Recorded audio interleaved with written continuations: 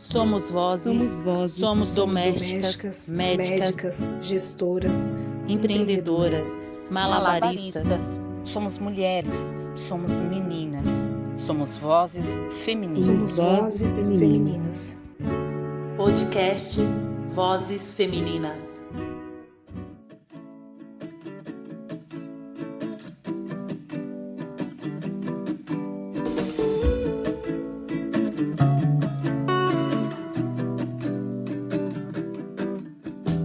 Olá, seja bem-vinda, bem-vindo e bem-vindes ao Vozes Femininas. Eu sou a Catiana e estamos em mais um episódio. Hoje com o tema O Corpo nos Espaços de Aprendizagem. O Vozes Femininas é uma produção coletiva que tem a participação da Júlia Lúcia, da Kelly Baptista e da Judias. Lembrando que a cada episódio, eu, Catiana Normandia, compartilho a apresentação com uma dessas maravilhosas. Hoje, quem me acompanha é a minha parceira, Kelly Baptista. Olá, Kelly! Olá, Catiana! Olá, ouvintes! Bem-vindos ao nosso podcast. E a nossa convidada do Vozes Femininas de hoje é a Juliana Santos, mulher preta, mãe, escritora, integrante e fundadora do Cine Becos e coletivo Sete Visões. Graduada em Letras e Pedagogia, atua como professora de português, estuda a educação antroposófica, presta serviços como assessora pedagógica e traz em seu corpo a dança e a percussão como caminho para a educação e de seu devir. Juliana, conta pra gente quem é você e seja muito bem-vinda a esta conversa. Eu vou começar cantando. Eu vou abrir meu congoê, eu vou abrir meu congoá. Eu vou abrir meu congoê, eu vou abrir meu congoá. Primeiro eu peço a licença pra rainha lá do mar, pra saravá povaria. Eu vou abrir meu congoê. Machado. Axé para quem é de axé, amém para quem é de amém, aleluia para quem é de aleluia. Eu inicio essa conversa com vocês, com esse João maravilhoso do Totonho da comunidade de Tamandaré, né, em que a gente abre a roda saudando as divindades do mar, né, onde tudo começa, nessa travessia. E eu começo agradecendo exatamente porque para falar de mim eu não posso começar a falar de mim sem falar dos que vieram antes, né, que fizeram essa travessia e percorreram um caminho a nado e tortuoso. Cumprimento as minhas contemporâneas aqui, nos ouvindo, e a nossa descendência também, que dará continuidade às nossas trajetórias, ressignificando as nossas histórias, e eu espero que com menos ardor do que as que já passamos, né? Nós já passamos. Eu sou mãe, né? Vocês fizeram uma leitura de mim aí super bonita, gostei bastante. Eu acho que um fragmento de mim é o canto, é a dança, é o corpo em movimento mesmo. E eu estou muito feliz em fazer parte desse podcast. Maravilhosa é ela, né? Que começa essa gira, essa roda virtual, essa prosa, cantando um jongo. É muita realeza, né, Brasil? Juliana Santos, seja muito bem-vinda, minha amiga, minha parceira, uma mulher preta periférica que eu tanto admiro, que eu tanto respeito e eu tanto quero bem. E que saudades de aglomerar com você numa roda de jongo. Mas 2021 que nos aguarde, porque vamos aglomerar em todas as rodas. Terá vacina, né? Assim a gente espera.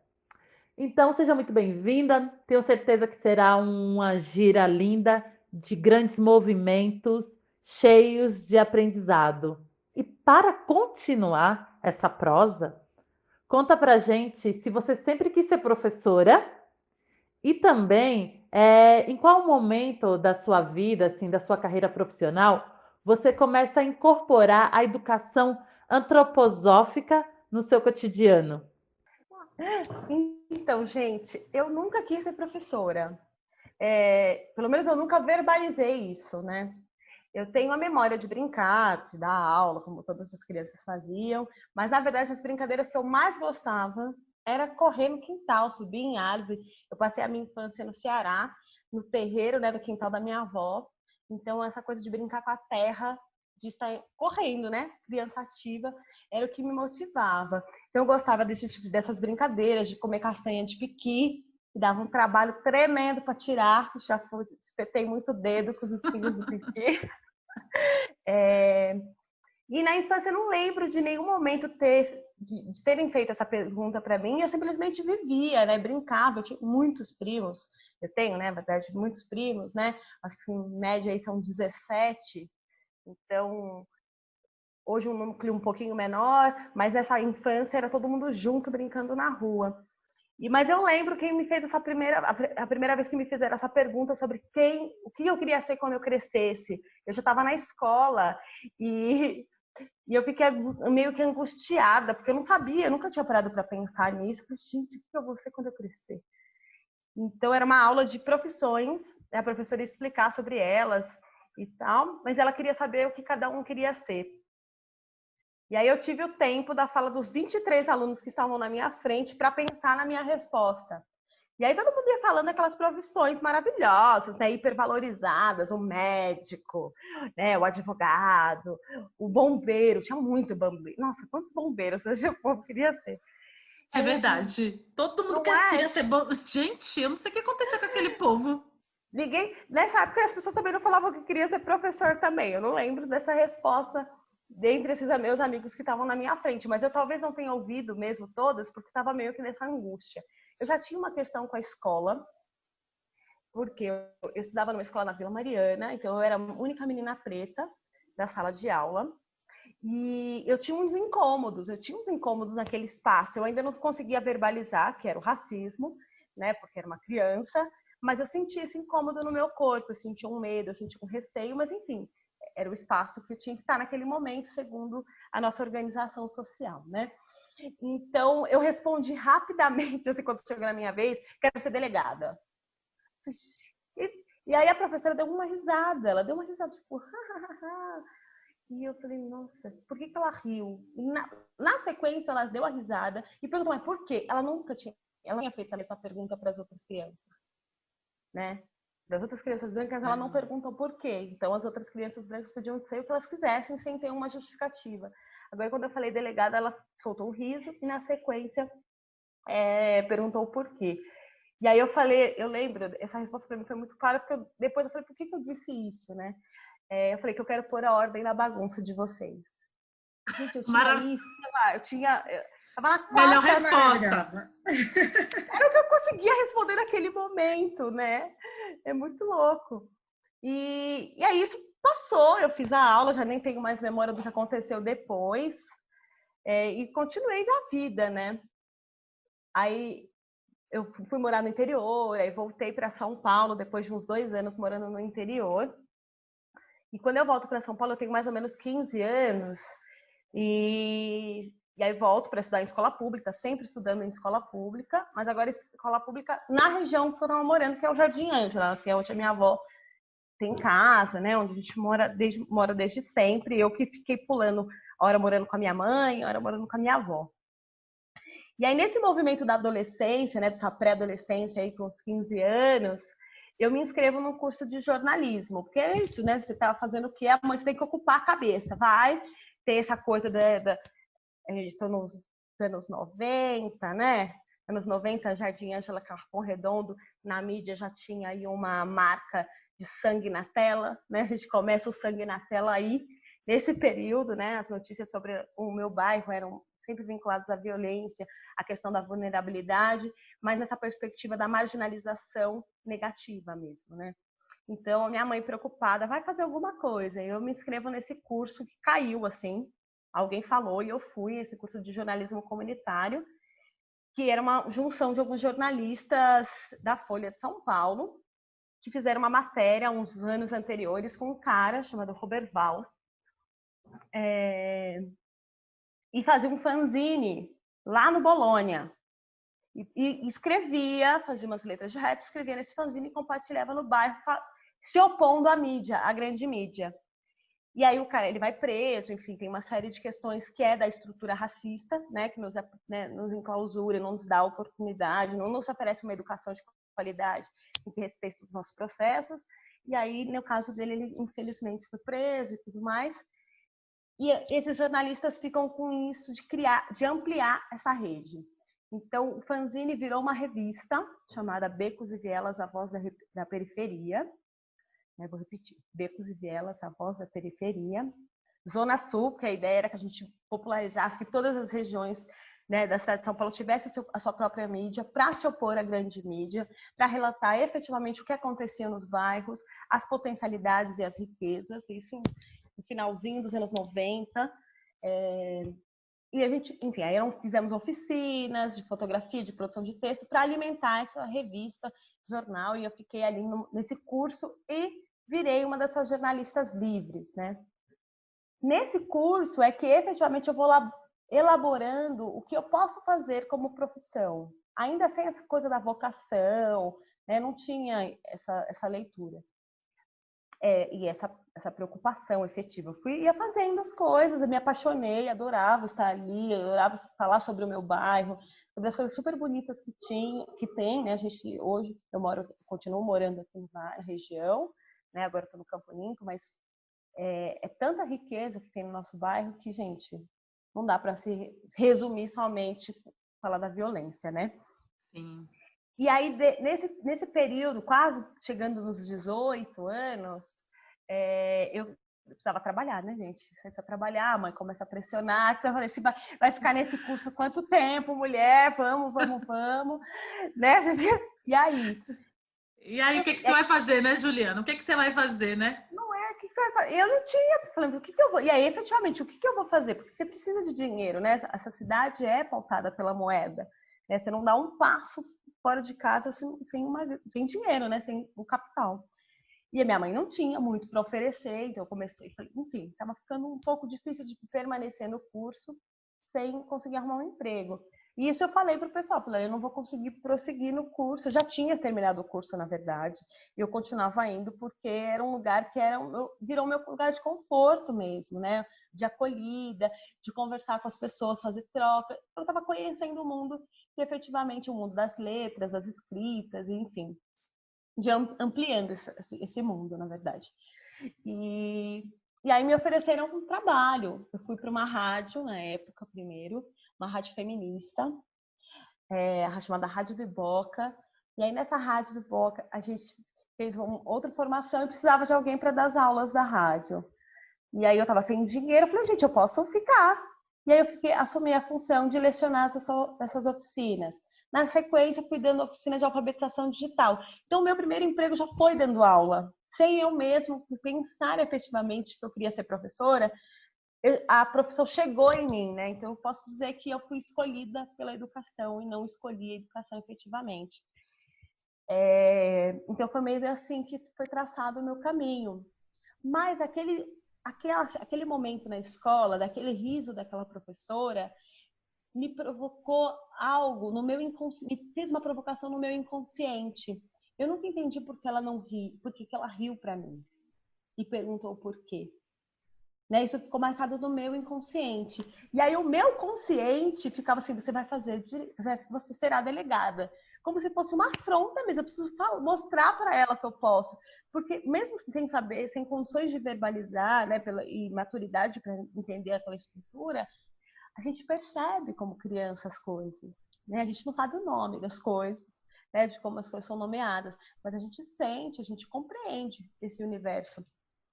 Então, eu alimentei esse desejo. Então, mesmo dando aula, eu prestei o vestibular para o curso de Direito, porque eu falei, eu serei delegada. E aí, nesse momento, eu já tinha uma pincelada de consciência de racialidade. Eu seria a primeira mulher delegada. Aí já comecei E aí eu entrei no âmbito da fantasia. Porque é isso, é uma fantasia também, né? Imagina, ser a primeira mulher delegada, vai ser incrível. E negra ainda. Mas a vida foi me conduzindo para a educação. E a cada vez, né, cada curso que eu dava, cada pessoa que eu encontrava, era inevitável. Então, eu abri mão disso e fui fazer efetivamente o que me tocava, que era ser professora. Né? Então, foi mais ou menos assim que despertou o meu desejo de ser professora. E sou até hoje. Que linda, né? Ju. Muito aí linda. Fiz letras e, na sequência, fiz pedagogia. E aí, né, entre o curso de letras e o curso de pedagogia, eu tive uma trajetória de lecionar, né? Fui para as salas de aula, fiquei um tempo no estado, como categoria O, depois fui para as escolas particulares.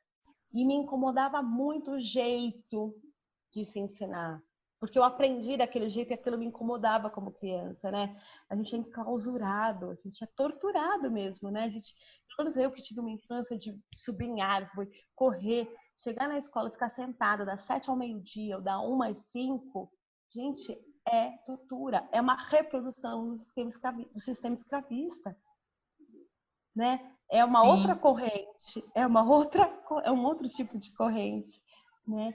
Ela é invisível, mas ela é muito visível na fala do professor. Sente e fica quieto, sente e fica quieto, né? O quanto isso é introjetado no nosso inconsciente, sente e fica quieto. É o silenciamento, né? Dos nossos corpos pretos.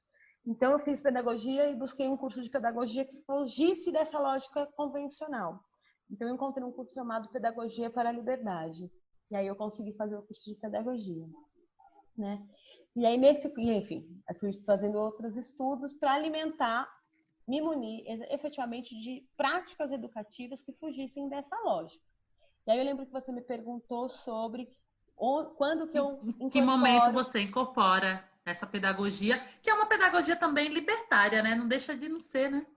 É isso. Sim, a antroposofia, né? Para eu explicar a minha prática, né, antroposófica, eu vou explicar o conceito dele primeiro, para as pessoas entenderem o que é essa antroposofia, que resumidamente é conhecimento do ser humano, né? Antro, homem, né? Sofia, conhecimento, saber. Então, quando eu começo a nossa conversa com um canto, um jongo, eu estou trazendo um conhecimento dos nossos povos, né? Do nosso povo preto, afro-brasileiro, né? Afro-ameríndio. Então, eu já estou fazendo essa marca de trazer à nossa conversa o que eu entendo de conhecimento, que não é só o conhecimento acadêmico de livro, né? É o conhecimento que passa pela voz, pelo sopro da voz, né? Pelo corpo dançante, né? Pela piscadela, pela palma. Eu não bati palma porque eu fico com medo do áudio ficar ruim, né? Mas a palma tá aqui, ó. Essa palma que relembra o nosso pulsar, o nosso coração, o som do nosso sangue no nosso corpo. Então é muita competência ali, né? Muita habilidade, muita inteligibilidade do nosso corpo manifestada numa roda, né? Então a antroposofia, ela atende esses conhecimentos e ela é aplicada em todas as áreas. Então na área da saúde, e os seus desdobramentos, na área da educação. E aí na educação, efetivamente, a antroposofia, que parte dessa ideia de conhecimento e foi estruturada por um filósofo austríaco chamado Rudolf Steiner, que para mim, e para os que estão me ouvindo, o Rudolf Steiner, ele sistematizou, ele somente escreveu o que os povos tradicionais já faziam, né? A gente aprende na coletividade, a gente aprende com o corpo em movimento, a gente aprende não só com a racionalidade, nessa racionalização, que está concentrada somente na cabeça, é o corpo todo. E não é só corpo, né? É emocional, é psicológico e, sobretudo, é espiritual. Gente, ele é um austríaco, né? Mas ele está descrevendo que os povos de matrizes africanas têm como constituinte, né? Como os povos guaranis, como os povos carajás. Então, ele simplesmente sistematizou, né? Essa é a minha leitura. Eu não fiz o curso de antroposofia, formação aprofundada, que é um curso de 4 anos. Eu fiz algumas leituras e fui fazendo estudos autônomos, né? Então, é assim que eu aplico o conhecimento. E aplica muito bem quando você fala retomando os nossos saberes. Enquanto você estava falando, Ju, várias coisas passaram pela minha cabeça. E é muito do que eu sempre falo, né? A importância de ter alguém que pense e que fale sobre empregabilidade para jovens, né? Periféricos, em especial. E é isso, você falou, eu nem sabia o que eu queria ser, a professora riu da minha cara, mas eu também não teve ninguém para te orientar. Se não fosse esse curso que você fez parte e que você começou a se descobrir como professora. Ninguém te falou o que era ser professora, que você ia ser professora. Você tornou, né, tomou esse amor por ser professora. Enquanto outros jovens que fizeram parte dessa mesma formação que você também foram se descobrindo uma profissão ali naquele meio, né? Então é isso que é importante a gente ter nesses espaços periféricos lugares que proporcionam esses jovens a pensar, a abrir a cabeça e a realmente a escolher o que eles querem fazer, o que faculdade quer fazer e seguir na vida. Esse é o movimento da vida, né? Lindeza! Maravilhosa. Você quer falar? Pode falar, Kelly. Senão... Não, maravilhosa. Está aqui refletindo várias coisas. Não, e realmente é importante, porque assim, não é que a gente não tem o que pensar, né, como jovem. A gente tem pensando um monte de coisa. A gente tá, né, a relação social, ela é super latente. A gente está montando o nosso grupo, né, de acolhida, da sociabilidade mesmo. Então, quando a gente encontra um lugar que nos enxerga, né, porque é isso, alguém virou para mim e falou assim, você não quer ir lá fazer oficina? Essa pessoa, ela enxergou a potencialidade.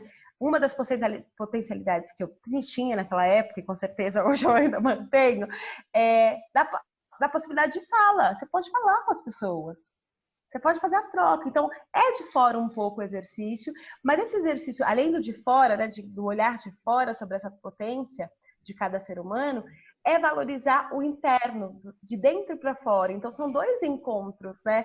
Então, o meu processo, ele partiu dessa fusão. Alguém veio, falou, e eu já estava no meio. Eu estava apaixonada por tudo que eu estava fazendo, né? Então, quando você se apaixona pelo que você está fazendo, as coisas vão fluindo também. Mas a gente precisa um pouquinho desse dedinho, né? Desse cutuca aqui. Olha lá, presta atenção, porque como jovem, muita coisa a gente deixa passar, né? A gente não tem o olhar tão aguçado. É isso.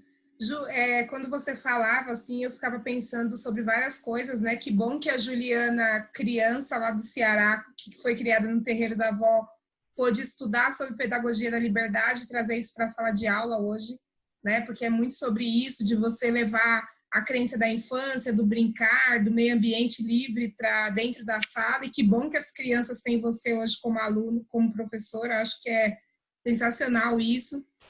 E eu gostei muito quando você falava da Zona Sul não ser só dores, né? Do Capão Redondo, do Campo Limpo, porque nós que crescemos, enfim, ao som de Racionais, de tantos outros rappers relatando o Campo Limpo, talvez as pessoas tenham essa visão da violência, né? E eu, como não moro na Zona Sul, mas eu como admiradora dos artistas da Zona Sul, grandes amigos meus são da Zona Sul, e a gente sabe o quão é rico esse território que vocês integram. O quão é bom de gente muito boa, que faz coisas maravilhosas. E aí, em 2019, ano passado, você foi para Zurique, na Suíça, com um congresso que reuniu mais de 1.800 pessoas, pesquisadores, professores da pedagogia Waldorf, de 30 países. Como que foi você subir ao palco para falar um pouco sobre essa sua dança, a música dos povos originários escravizados do Brasil? Conta pra gente um pouquinho essa sensação, né, de sair daqui e atravessar o oceano para falar um pouco do seu trabalho. Então, este congresso, ele fez parte de um ciclo de celebração, né, das celebrações dos 100 anos de fundação da primeira escola Waldorf na Europa. E é isso. O foco do congresso que eu participei era educação no primeiro setênio. Então, era pensar a educação do 0 aos 7 anos. E exatamente, tinham vários países, representantes de várias escolas, da África do Sul, Colômbia, Argentina, França, enfim. E nós fomos recebidos, não em Zurique, né? Eu cheguei a ficar uns dias lá em Zurique, conhecendo a cidade, uma cultura extremamente diferente da nossa, né? As pessoas extremamente frias. Como o clima, eu cheguei lá na primavera e eram 7 graus. Eu bateu um pouco de desespero. Eu falei, gente, 7 graus na primavera. Imagino que é o inverno dessas pessoas, né? Você entende por que eles são tão frios, né? É isso. E aí fui para Dorna, que é uma cidade do interior, lá da Suíça. Um vilarejo que praticamente eu chamei de cidade universitária antroposófica, né? Porque a cidade inteira ela tem os núcleos de formação da antroposofia. Então, pensando artes do corpo, artes da língua, a biblioteca e o grande auditório, né, que é onde aconteceu eu fui na tentativa de buscar na fonte os conhecimentos da antroposofia sistematizados por ele, pelo Rudolf Steiner, e o que já sendo registrado desse processo dos 100 anos. É engraçado falar isso, né, e buscar na fonte, porque eu estou aqui em São Paulo, nós temos 2 grandes escolas de referência da antroposofia, nós temos uma universidade sobre educação antroposófica, mas o acesso é extremamente difícil, principalmente se é uma mulher e uma mulher preta, né? Esse tipo de conhecimento, né, se eu penso que a antroposofia, a educação Waldorf, como a gente chama popularmente, né, ela surge para atender os filhos de operários na Europa e hoje em São Paulo, mas na verdade no Brasil inteiro, né, mas eu vou falar da realidade que eu conheço, que é o Brasil, que é São Paulo. É uma escola, é um ensino que somente um percentual da população acessa pelo valor da mensalidade. São valores exorbitantes para a realidade do nosso povo. Então, é um povo branco que acessa esse conhecimento aqui, né? E não é qualquer povo branco, é quem pode pagar uma mensalidade que está fora da nossa realidade. Então, mesmo em São Paulo, tendo uma universidade, tendo alguns cursos livres, eu não conseguia acessar efetivamente o curso, porque tinha esse fator dificultador mesmo, né, que dificultava esse processo de aprendizagem. Então, saiu mais barato para mim sair de São Paulo e ir para a Suíça para conhecer, ter mais informação, até porque eu fui paga para estar lá, né, isso é um diferencial de ser dito, eu consegui uma bolsa para participar desse congresso. Então, eu entrei em contato com um dos representantes, né, que é da Suíça, o Felipe, um querido, assim, conversamos muito sobre essa possibilidade de acessar esse tipo de conhecimento num país em que majoritariamente nós temos uma população preta e nós ainda não temos negros, né, parte do núcleo. Então, mesmo tendo um grupo pensante a educação, né, um grupo muito forte em São Paulo pensando a educação, é um núcleo muito ainda embranquecido, né? Nós temos pouquíssimos negros como professor, né, dentro dessas escolas, na verdade como formador quase nenhum, se souber nós temos uma, né, e é de uma área específica do conhecimento ali da antroposofia, mas os demais não. Então, a gente fez essa conversa um pouco, né? Fiz essa conversa com esse representante e ele falou, não, eu acho isso... Realmente, ele concordou comigo em algumas questões. Ele falou, você não pode ser impedida de acessar esse conhecimento porque o Rudolf Steiner não gostaria disso, né? E as pessoas levam muito a sério o que o Rudolf Steiner disse. Então, consegui chegar lá e se tornou mais viável, né? É isso que eu quero dizer, se tornou mais viável acessar esse conhecimento saindo do meu país, atravessando o Atlântico, indo para a Europa, para conhecer do que ficar aqui. Exatamente porque a branquitude não quer abrir, né, ceder os seus privilégios. Então, estar lá, ouvir as pessoas, né? O congresso foi dividido em 2 momentos bem interessantes, que é retomada de alguns conceitos, de alguns fundamentos, que é importante para a base da antroposofia, para manter essa ciência espiritual ativa, isso é como eles chamam, né? Na prática cotidiana. E um outro momento do congresso era pensar como fazer perdurar, como manter essa pedagogia por mais 100, 200, 300 anos. Então, eram encontros que nós fazíamos com várias pessoas relatando o que está sendo feito. Então, eu tive uma experiência muito linda de uma apresentação de euritmia, né? Que eu vou resumir basicamente falando que é uma aula que é encontrar o seu ritmo, o ritmo do eu. Então, dentro da antroposofia tem uma aula que busca efetivamente cada um buscar a sua própria frequência. Isso é super bonito, né? No Brasil a gente tem algumas questões porque os antroposóficos falam muito mal da presença do tambor, né? Os ortodoxos, vou chamar assim. E lá eu vi uma apresentação lindíssima do balé da África do Sul tocando tambor. E tocando tambor para criança do primeiro setênio, né? dos 0 aos 7 anos, como que eles fazem com as crianças. Uma apresentação linda, profunda, que efetivamente mexe com o que a gente está falando de inteligência do corpo, da emoção, né, da psique e do espiritual. E aqui no Brasil a gente ainda tem temos algumas resistências, exatamente porque é um fator racista. Eles não admitem, mas depois eu vou comprar a briga com o universo antroposófico. Mas é verdade, né? Porque como você já relatou, aqui no Brasil, querendo ou não, a branquitude é uma branquitude ainda elitista e que aqui no Brasil detém esse poder. E que também, né, tem lá suas questões com as religiões de matrizes africanas e também as religiões dos povos originários, né? É uma questão, claro. gente. Tem que falar. É isso. E aí, nesse congresso, eu fui conversando com as pessoas, né? Eu aprendi com uma amiga maravilhosa chamada Catiana Normandia, que temos que fazer contatos. Quem conhece Catiana sabe que essa é uma das falas dela. Então, imagina, eu estava saí do meu país para entender um pouco dessa antroposofia, né, na perspectiva de outros países, de outras culturas. Então, fui conversando com as pessoas. E eu fui percebendo que muitas das práticas dessas escolas nos Estados Unidos, no Japão, na Índia, a Índia já tem um trabalho lindo, antroposofia aplicada para a educação inclusiva, né, para alunos autistas.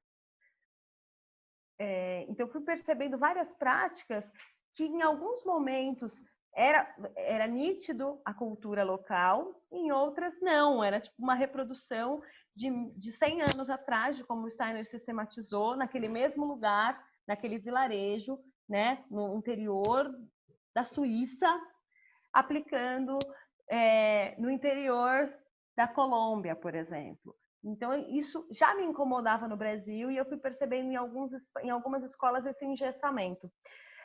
Então, fui conversando com as pessoas, o que vocês acham disso? Vocês acham que tem que fazer umas adaptações, né? Então, e dentro dessas conversas, o próprio Felipe falou assim, gente, vocês podiam se reunir. E aí eu falei, olha, eu conheci uma escola maravilhosa na Bahia, que é antroposófica. Salve, Bahia! Tá? Que é antroposófica, e ela fez várias adaptações do currículo para atender efetivamente o que alimenta aquele povo. Eu não vou falar de mitologia nórdica no interior da Bahia, numa escola chamada Dendê da Serra. Não, eu vou falar sobre as pessoas locais, as histórias da Dona Maria, do seu Zé, que isso vai fazer muito mais sentido para esse aluno. E aí me convidaram, falou, você não quer falar sobre isso, sobre essas experiências? Aí tem a própria Monte Azul, aqui em São Paulo, que é onde a minha filha estudou, na verdade, onde a minha filha estuda, né? Uma escola antroposófica, a única escola antroposófica gratuita em São Paulo, né? E ela está dentro da favela, né? Ela tem 2 núcleos, ela tem um ali perto da João Dias e um outro lá no Horizonte Azul, que passa Jardim Ângela e vai-se embora, está lá, que eles chamam de chácara. Você não quer contar um pouco, compartilhar, pensar numa prática efetiva, né, de como que é essa pedagogia para os próximos anos, né, pensando no Brasil. Dentre essas 2.000 pessoas, nós éramos mais ou menos 35 brasileiras e mulheres. Das 35, somente 2 eram negras, né? É importante frisar. Então, quando nós nos reunimos, e aí as pessoas, a gente podia falar sobre uma prática X, uma prática Y, e aí eu falei, gente, a proposta é falar o que a gente quer mudar, que tem uma identidade brasileira. Então, eu enxergo a educação, até porque eu fui educada assim, pela roda. A intelectualidade brasileira, na grande massa, né? Se a gente pensa na nossa ancestralidade, ela é marcada pela roda. A roda do jongo, a roda de capoeira, né? A própria roda espiritual, né? A gira de candomblé ou de umbanda. Então, ali estão os saberes, ali se troca os saberes e se aprendem muitas coisas. Então, para mim, faz mais sentido a gente retomar uma prática que é ancestral do nosso país, ao invés de reproduzir algo que eles já conhecem. Então, eu propus a gente fazer um canto de trabalho, né? Porque eu gosto muito dessa relação, né? A gente fala muito da dor, do sofrimento, que enfim, existiu, é necessário falar, importante, porque fez parte da nossa trajetória. Mas nesse universo do trabalho surgiram cantos, comunicação, né? Então, por exemplo, a gente tem o movimento do Gumboot, que é uma dança que os escravizados faziam dentro da mina. Eles não podiam falar, mas eles usavam som corporal para se comunicar. Isso virou um canto, né? E uma dança.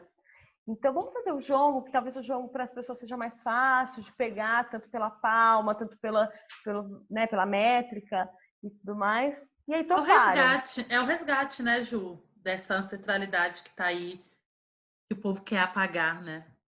Isso. Porque, na verdade, assim, por mais que tentem, a gente está aí insistente, a gente está... A gente está aqui. A gente está aqui. E pensar de forma, assim, efetiva mesmo, assertiva. Não ficar também filosofando tanto, mas a gente entendendo que a gente precisa ter uma prática ali, que aconteça. E não ficar também, às vezes, né? Porque é isso, né? Às vezes a pessoa faz os grupos de estudo, pensam, e qual é a ação, né? De fato, efetiva que está acontecendo. Zero. Sim. Né? Então a gente precisa, né, ter também ali já o negócio fazer acontecer para que não apague. A gente sabe que essa ancestralidade nunca vai ser apagada, mas é importante a gente estar aqui, ó, firme.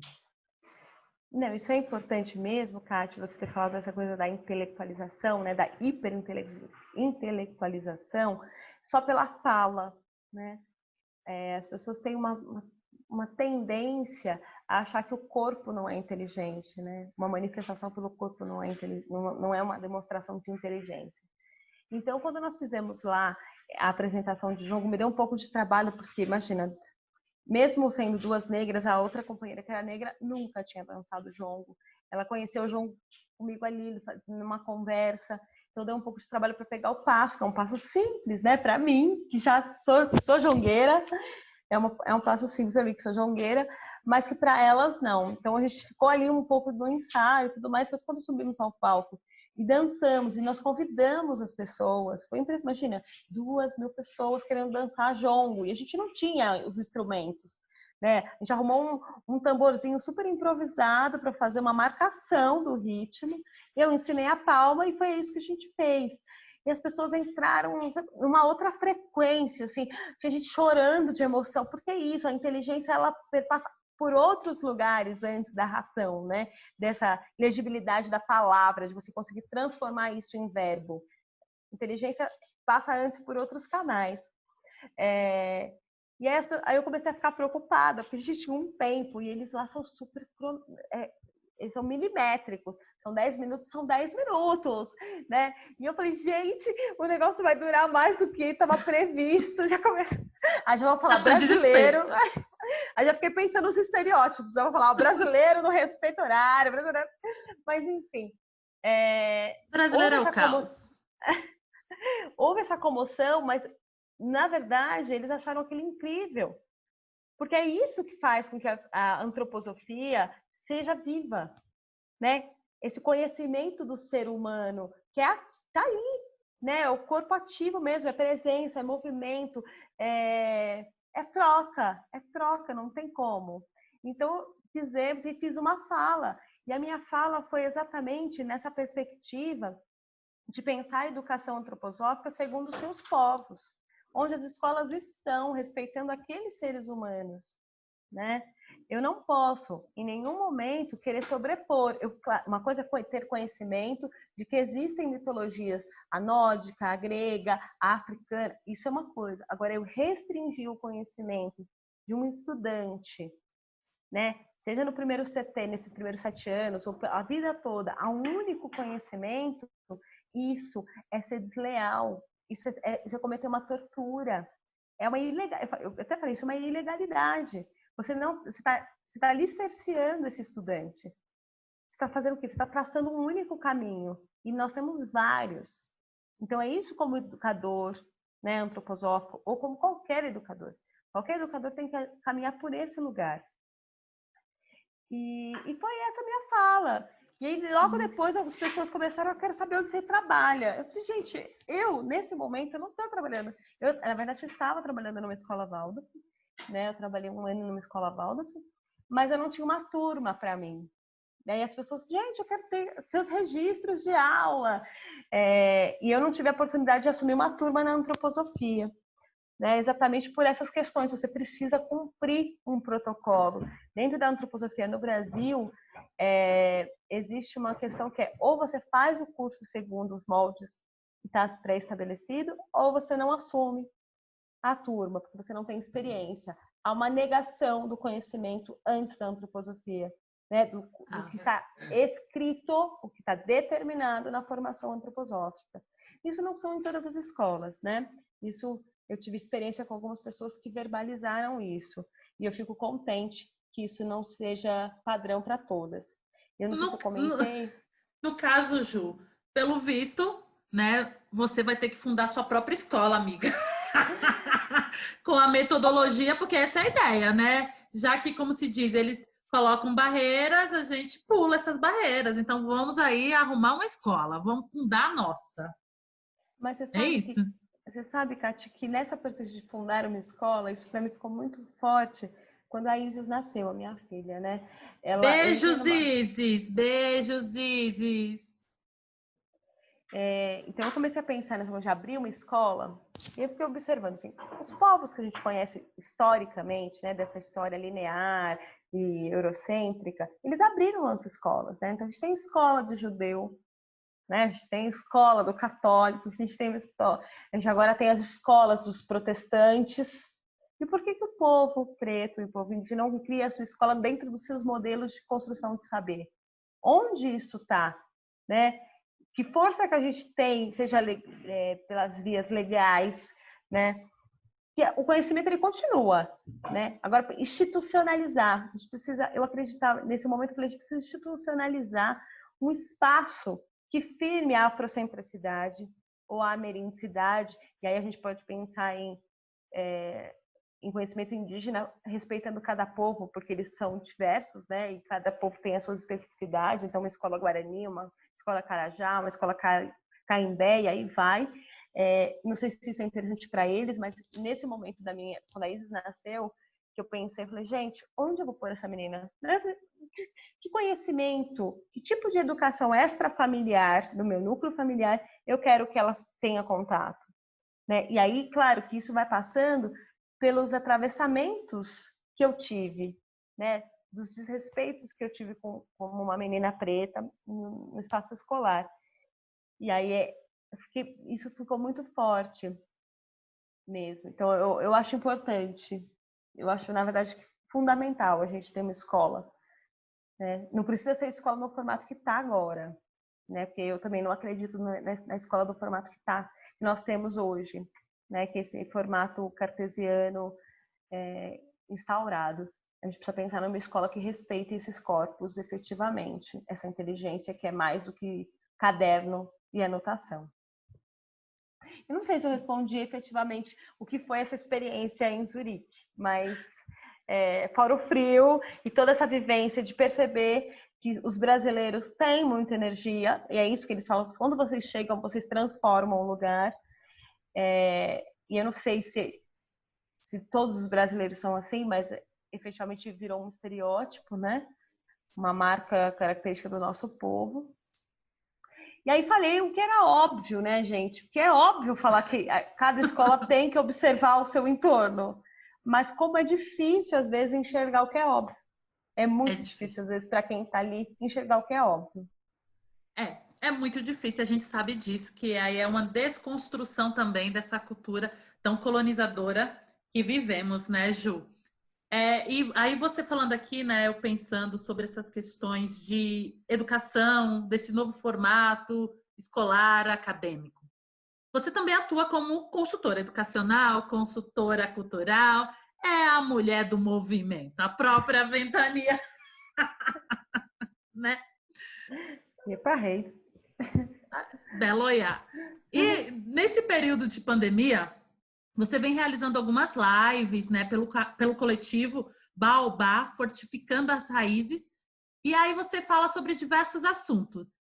E agora, neste mês de setembro, porque esse episódio vai ao ar em setembro, você compõe a equipe de professores do mesmo coletivo com um curso online chamado por uma educação antirracista, que inclusive eu serei aluna. Oi, professora!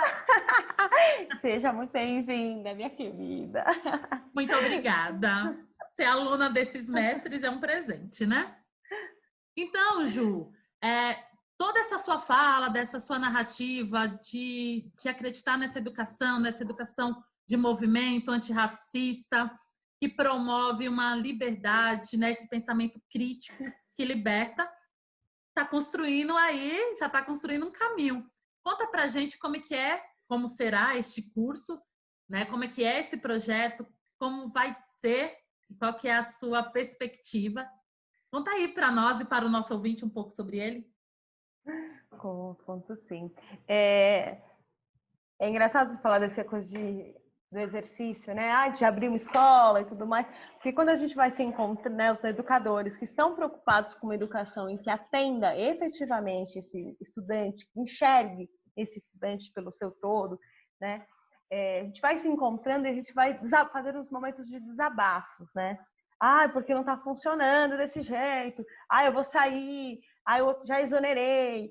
Não volto mais. E aí as pessoas vão demonstrar, e alguns insistentes, né? Como eu, como o próprio Thiago Cairu, que é um dos idealizadores do coletivo Baobá. A Carmen Faustino, que uma época deu aula, ela saiu da escola e hoje ela atua numa outra frente, né? Pensando em educação, mas numa outra frente. Então, desses encontros de desabafo, essa estrutura não nos atende. Então, a gente precisa pensar mesmo. Então, antes dessa popularização do termo antirracista, né, que a gente está numa frequência da popularização do termo antirracista, nós já fazíamos algumas conversas, há muito tempo atrás, da necessidade de pensar construção de saber que atendesse não só o estudante, mas o formador, esse educador. Porque não adianta a gente falar de educação antirracista se a estrutura de formação do educador ela é racista, né? Ela atende ainda uma formação que não nos coloca no currículo. Eu passei 4 anos fazendo curso de letras e em nenhum momento no curso eu tive sobre, por exemplo, literatura negra. Ninguém foi citado. Nem o próprio Machado de Assis foi citado como negro, né? E a gente estuda. Na verdade, a gente faz um estudo minucioso do Machado de Assis. E eu descobri que o Machado de Assis era negro depois que saí da universidade, né? Então, não adianta a gente ficar falando da formação antirracista, pensar a educação antirracista, a gente não pensar a formação desse educador. Então, as lives vieram nesse teste, né? Assim, de pôr na roda, compartilhar para a rede, está na rede, quem puder acessar, vai acessar no momento que puder, como puder. Né? A gente sabe da dinâmica do nosso povo, né? Dessa disponibilidade de trabalho, enfim. E aí, com a proposta do Baobá Digital, pensando essa educação antirracista efetiva, a gente reuniu só gente maravilhosa, né? Só gente maravilhosa. Vai ter. Nessa edição, a gente vai ter no curso, né, a Kilsan, falando sobre a literatura negro-brasileira, do encantamento infantil e juvenil como território de ação da pedagogia ecoancestral. Que, imagina, gente, tem que ouvir a Kilsan. Quem não ouviu ainda, procurem aí nas redes, ou se inscreva, porque nós ainda temos vagas, né, dá para se inscrever.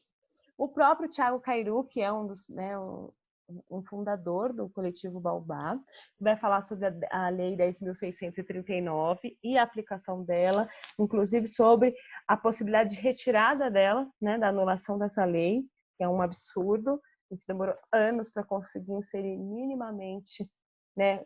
Imagina, essa lei garante o mínimo de conhecimento dos nossos povos. A Carmen Faustino, também fundadora do coletivo, falando sobre mulheres negras e suas escrevivências, a literatura negra produzida por mulheres. O Saloma Salomão, que é uma outra figura maravilhosa, falando de literatura afroperiférica e saraus da Pauliceia. E eu, Juliana, falando sobre a questão do corpo e afeto, né, como uma educação antirracista efetiva, né? Então é um curso que é a nossa primeira edição para pensarmos práticas, né? Porque às vezes é isso, a gente não sabe como fazer, né? A gente sabe que tem que fazer, mas como fazer a gente está aprendendo e a gente aprende junto, né? Sim. A gente troca o que eu sei com o que você sabe e a gente caminha junto, fazendo uma grande roda circulando. É isso mesmo. Que seja próspero, o primeiro de muitos. E tamo aí. Vai dar tudo certo, já deu tudo certo. Quem ainda... sim. Juliana, para quem quiser saber do curso, qual é a rede social que pode se inscrever? Então, eu tenho a minha página pessoal no Insta, né, chamada Ana Juliana _Santos. Tem uma página que é uma página que eu criei para divulgar outras mulheres que escreveram efetivamente, né, a palavra escrita ou a palavra oral, chamado Mulher _de_palavra, Mulher de Palavra, no Insta. E vocês podem me seguir também pelo Face, me acompanhar no Facebook, Juliana Santos. E aí, nessas redes sociais, você divulga o curso e tudo mais sobre a Juliana. Exatamente. Maravilhosa.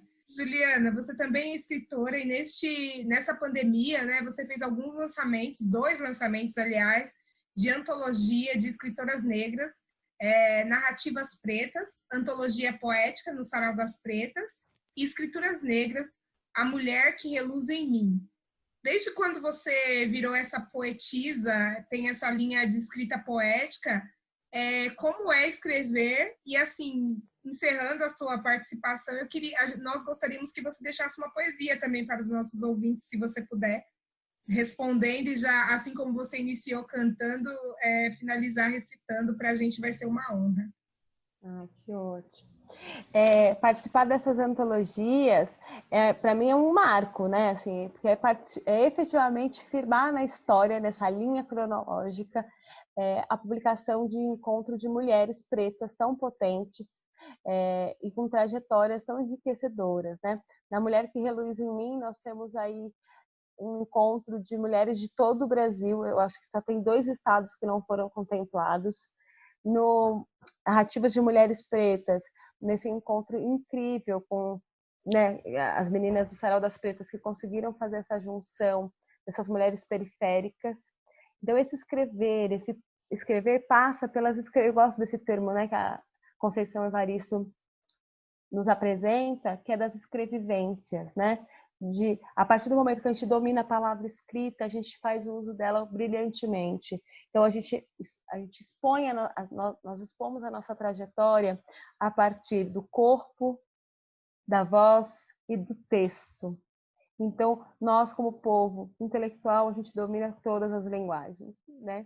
Então, esse material é um material de riqueza e é demonstrar o quanto a gente tem potência e é uma demonstração de vitória, né, dentro dessa sociedade tão racista. Eu preparei um poema que é um pouco longo, mas eu acho que eu vou recitar um versinho que como eu abri a roda, eu acho importante a gente fechar. Então eu vou recitar um poema chamado Revelando. Jogo carta, truco, pife e uno, ainda como aprendiz.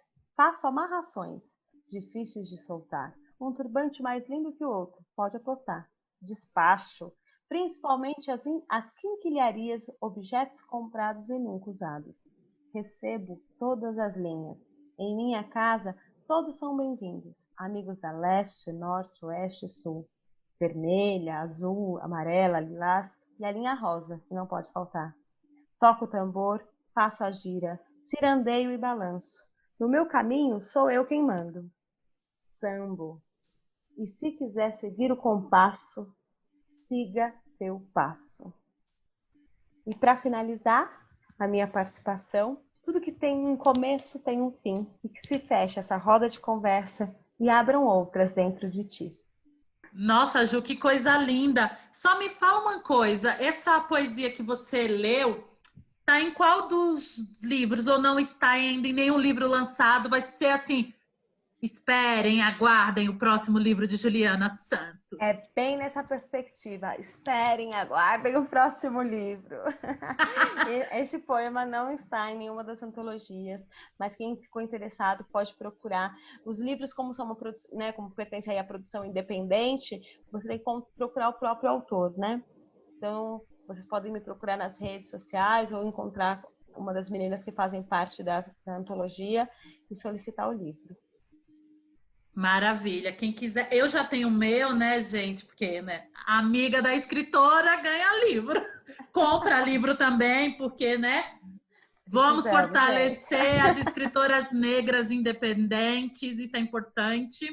Então, eu já tenho o meu. Os meus, na verdade.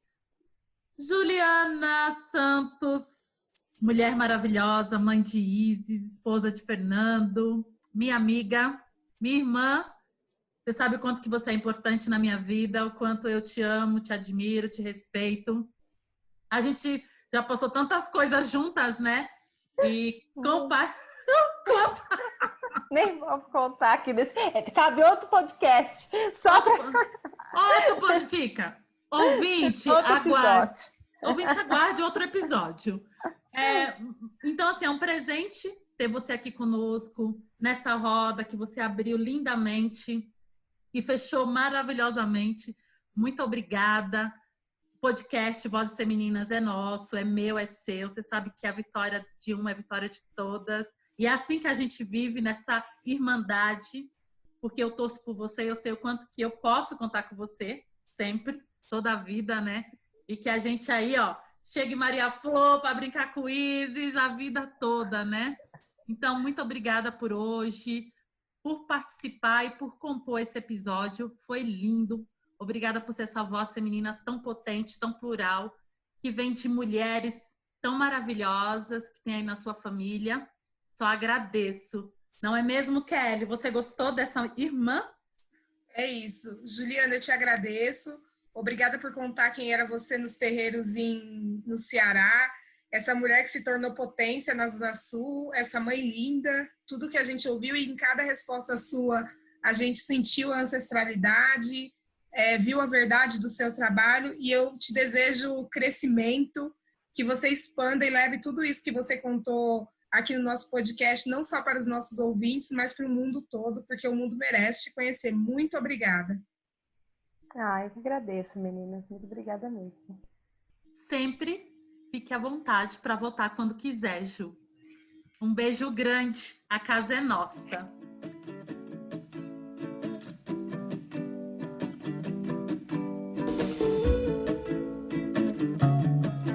Esperamos que você, nosso ouvinte, também tenha gostado dessa voz feminina maravilhosa, que foi a nossa convidada de hoje, a Juliana Santos. E te convidamos a assinar o nosso podcast e a compartilhar com os amigos, com as amigas e os amigos. Lembrando que toda segunda-feira há um episódio novinho do Vozes Femininas, sempre com uma mulher potente para compartilhar sua narrativa. Agradeço a parceria de hoje da minha amiga Kelly Baptista. Obrigada, Kelly. Obrigada, Catiana. Obrigada novamente, Juliana. Aos ouvintes e às ouvintes, nós deixaremos as redes sociais da Juliana em todas as publicações que nós faremos, para que você siga essa mulher potente. E por conta do isolamento social, este episódio do Vozes Femininas foi gravado com cada participante em suas casas. Portanto, se você identificou algum som suspeito, desconsidere. O Vozes Femininas tem apresentação e roteiro de Catiana Normandia, Kelly Baptista e Júlia Lúcia, identidade e produção visual da Judias, da agência Bora Lá, produção e conteúdo para mídias sociais de Catiana Normandia e eu, Kelly Baptista, e edição e mixagem de Júlia Lúcia de Oliveira. Até o próximo Vozes Femininas. Muito obrigada.